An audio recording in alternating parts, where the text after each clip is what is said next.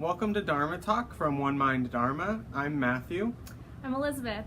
And we are excited here for our second episode on YouTube and with the video podcast instead of the old podcast as we had it going. And today we have Elizabeth. Last week you just had me. I apologize for that. But this week we're together. And we got some great questions over the last week that when we asked online on social media and emailed, and we're going to read one of those. But first, I wanted to start with the topic that Elizabeth's had a blog series on. What's been the overarching has been mindful, or not mindful even. Healthy communication. Healthy communication. Yeah, but definitely a huge part of healthy communication is mindful communication. Well, a lot of what you do is rooted in mindfulness anyways. Absolutely. But these blog posts that have been wonderful, and you can visit onemindtherapy.com/blog. And they should be your most recent posts, right? Yeah. I'll include a link below this video. But we were going to talk about one specifically that you thought had a really strong root in mindfulness practice and meditation. Yeah, absolutely. So it was blog post number 3 if you want to go and read. But it's to try waiting periods. And I think you might actually have initially even told me about these, or we certainly use them in our relationship. And the idea is certainly part mindful listening and then part how you're speaking. So when you're having a really difficult or intense conversation, you might decide together to actually wait for the other person to respond. If there's someone who tends to get really defensive or jump in after someone's finished talking, one person might ask, hey, I'd love to tell you something, and I was wondering if you could really just listen mindfully, take it in, and then see if you could wait until blank to respond. One thing that I talk about in the post is that I think is really important is to actually decide together how long that time is going to be. So it can't be like...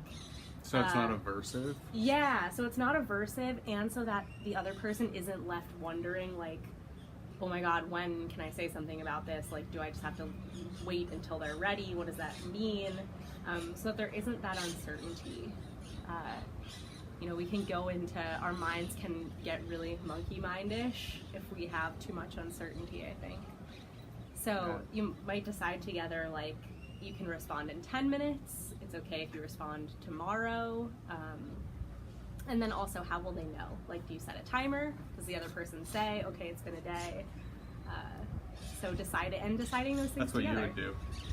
What? Set a timer. It's been exactly 10 minutes. You can respond. There's a piece of like respect there. Yeah. I think we've talked about it a lot as far as like mindful relationships, that in a relationship there's me, there's you, and there's us. Yeah. There's kind of 3 parties, or I don't know what you call that, dynamics, or the dynamic between us is an extra one. Yeah. And to me it speaks to like a respect of both the other person, ourselves, and the space and kind of relationship in between. Because it's hard. I mean, I think that we sit in meditation practice and it's hard enough to deal with our own minds just sitting still as we are. And then when you bring another human being into the picture, especially these issues come up in, I don't know if intimate is the right word, but close relationships, whether it's family or loved ones or friends. When you throw someone else into the mix and that extra dynamic, it can throw a, what do they say, throw a screw into the works, throw a wrench? Yeah, throw a wrench, some sort of tool. Throw a hammer in there. Yeah, I think that's absolutely true, and I like that you pointed out this isn't just romantic relationships, right? These are helpful with parents and children, with friendships, even work relationships. I think we need healthy communication in any relationship to feel safe and heard. And I think that's really what this one is about. It's about mindfulness, and then there's also an element of metta, if you want to... Yeah. I think there's maybe we can switch over to the metta in a moment, but there's also that, and I don't know if you mentioned this in your post or not, but it's definitely like implied, this understanding of the timeliness nature of wise speech. Absolutely. Of, I've seen the like acronym on social media: think, true, helpful, intention, nice, kind. I don't remember what they all stand for. Necessary. And in Buddhism, in the actual suttas, it's mentioned: is it timely? Is it helpful? What's the intention behind it? Is it spoken with ill will or goodwill? Those things. And all of those are kind of related to this one, but especially the timeliness of, I find for myself that often when you're, and you and other people, but especially with you in an intimate relationship, when Elizabeth's not ready to talk about something and I want to, it's my own discomfort. I almost said my own something else, but then I don't want to get... On our old podcast, we did really well with barely cussing, and then we got an explicit rating because I dropped a few not even that bad of words, but I suppose that's an investigation of wise speech. But yeah, it's often my own kind of discomfort that I'm dealing with, of wanting to, like you said, the monkey mind. So it's kind of selfish in a way, often. And in my experience, I'm not saying that that's the wanting to experience. Respond right away. Yeah. Yeah, totally.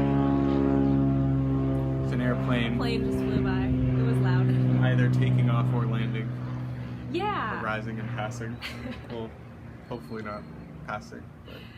I think that's so true, though, that it is often out of our own sort of fear or discomfort that we want to respond right away.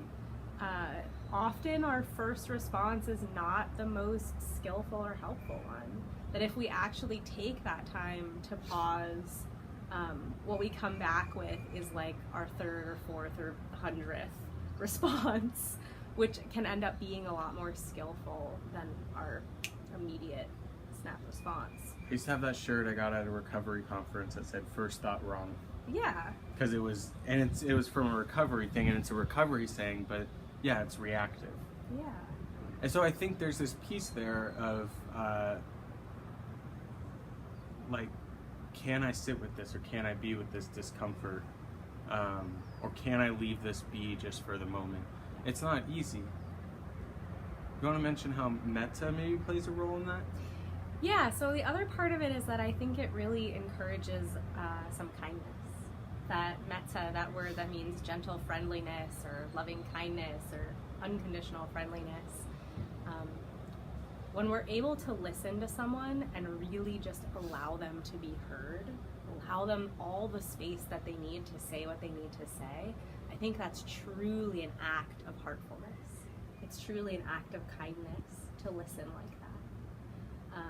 And then also truly an act of kindness to be able to pause our own monkey mind and stay quiet for a moment and then maybe even reflect on that metta, reflect on the goodwill that you have for the other person before you respond.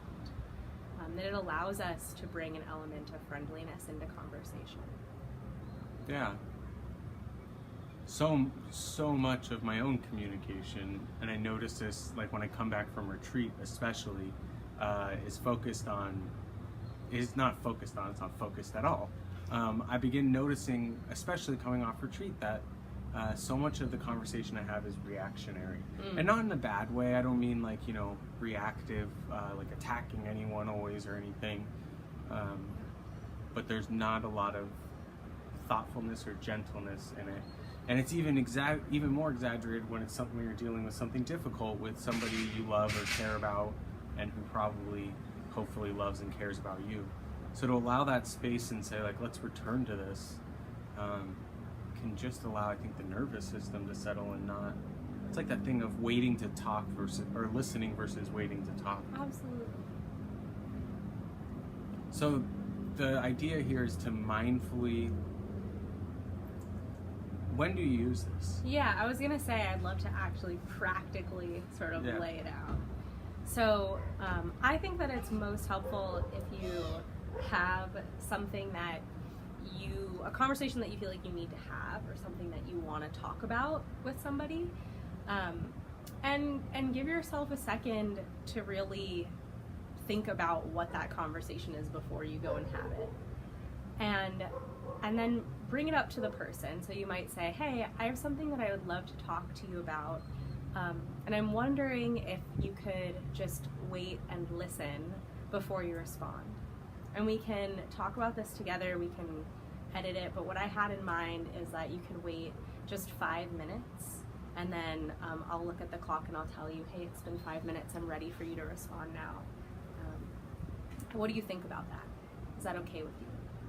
And give the other person some space. They might be like, 5 minutes, that is an absolute eternity.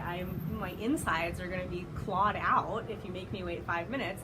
And so then maybe it's like, okay, well, can you stand 3? Would 3 minutes be okay? Maybe the other person is like, that feels really fast. Can I have 20? If I have to wait, I feel like I need 20. Or maybe they might say, I'd prefer to look at my clock and know that the time has passed.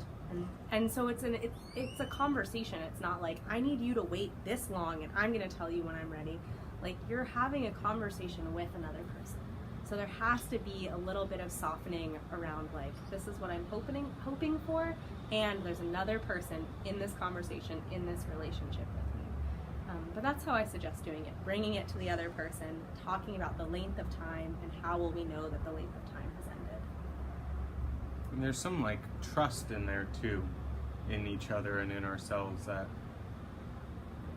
you know, I can ask for this 5 minutes or 10 minutes, or the other person can ask for this 5 minutes or 10 minutes, and I can trust that they know what they need a little bit, and not try to fix it in that moment or say, no, you need longer, you need shorter, or anything like that. Yeah.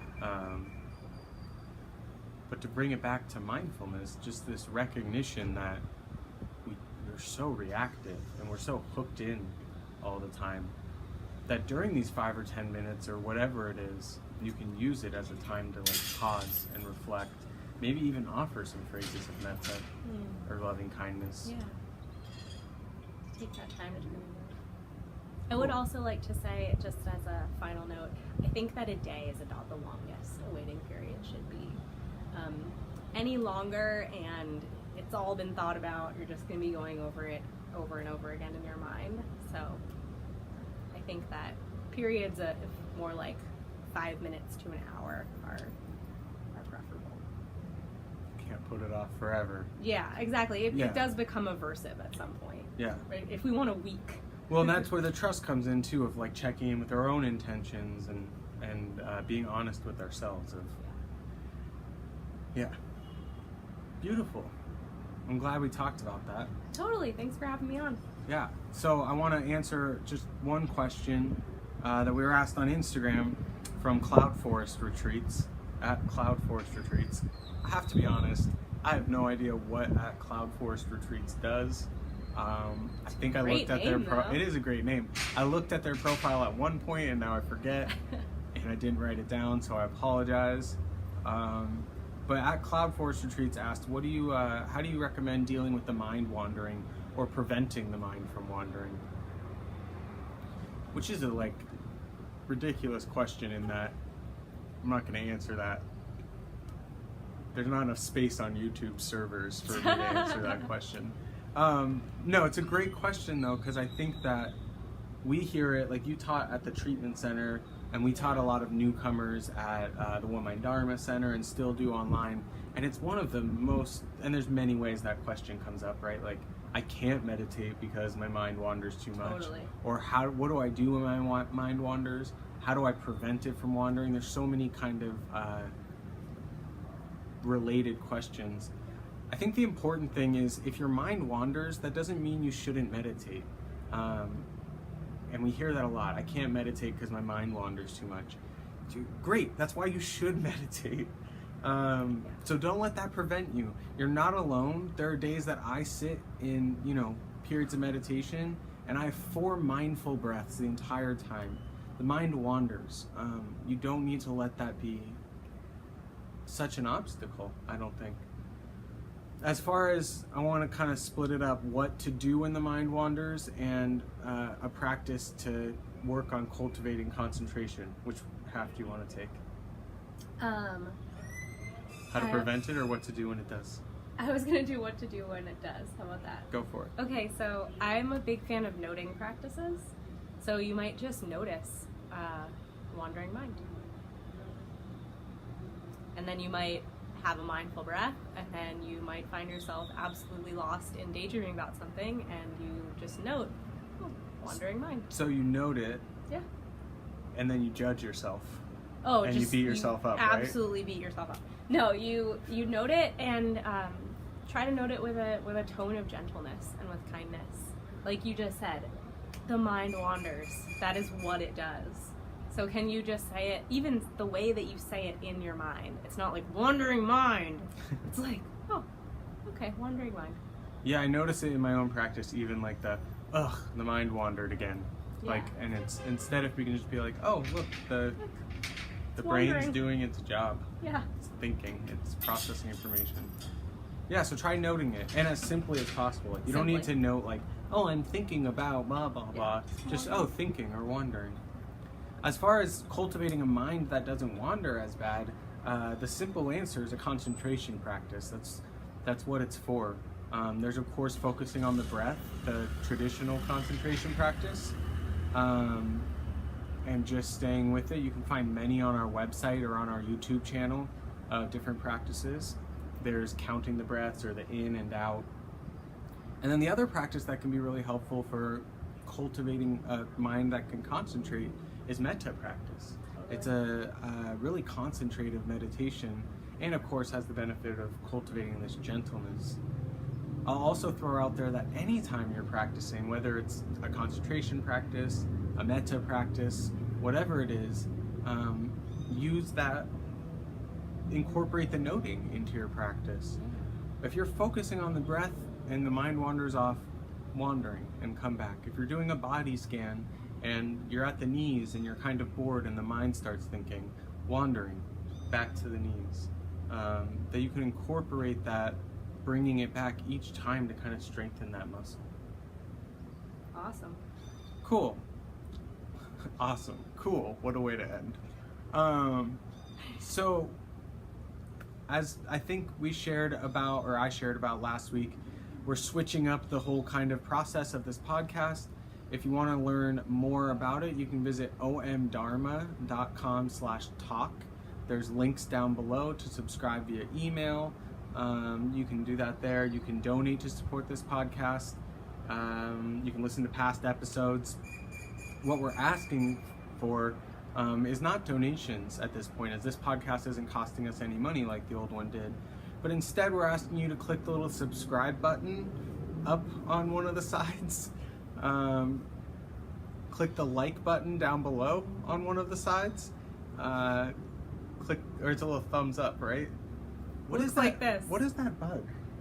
It's a huge beetle or something. Okay.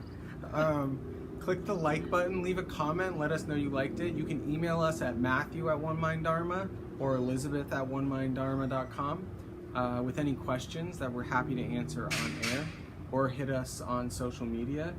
And I know I shouted this out last week, but I want to shout it out again because it's exciting. We've had that meditation challenge that's been pretty popular. We've had a few thousand people join us each time we did it, and we've been doing it for like 5 or 6 years. Yeah, it's pretty cool. And we keep being asked to do it, and it's time consuming. So what we did was we recorded a meditation challenge and uploaded it all here to YouTube.